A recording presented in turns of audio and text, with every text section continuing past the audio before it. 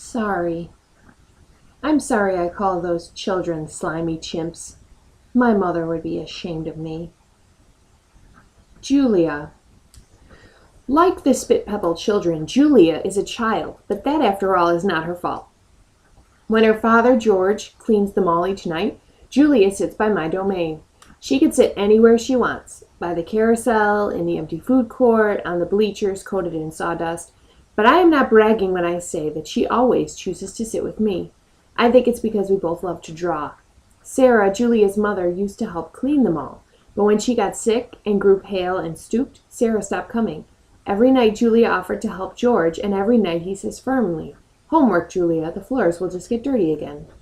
Homework, I have discovered, involves a sharp pencil and thick books and long sighs. I enjoy chewing pencils. I am sure I would excel at homework.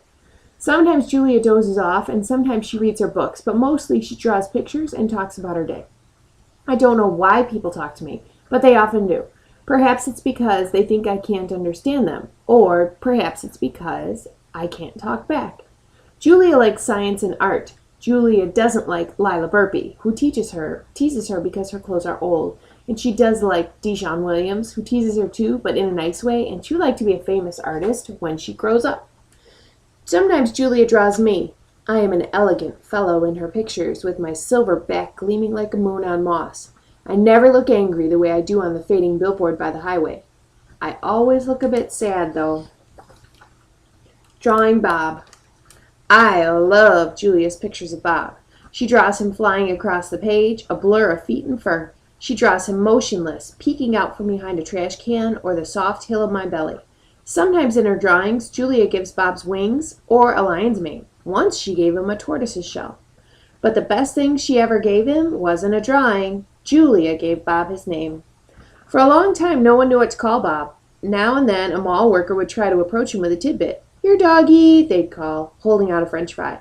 "Come on, Pooch," they'd say. "How about a little piece of sandwich?" But he would always vanish into the shadows before anyone could get too close. One afternoon, Julia decided to draw the little dog curled up in a little corner of my domain. First, she watched him for a long time, chewing on her thumbnail. I could tell she was looking at him the way an artist looks at the world when she's trying to understand it.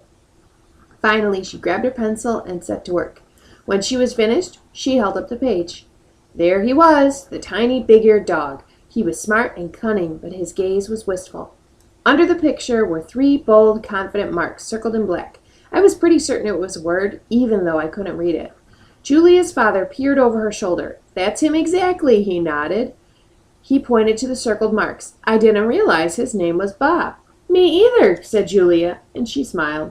"I had to draw him first."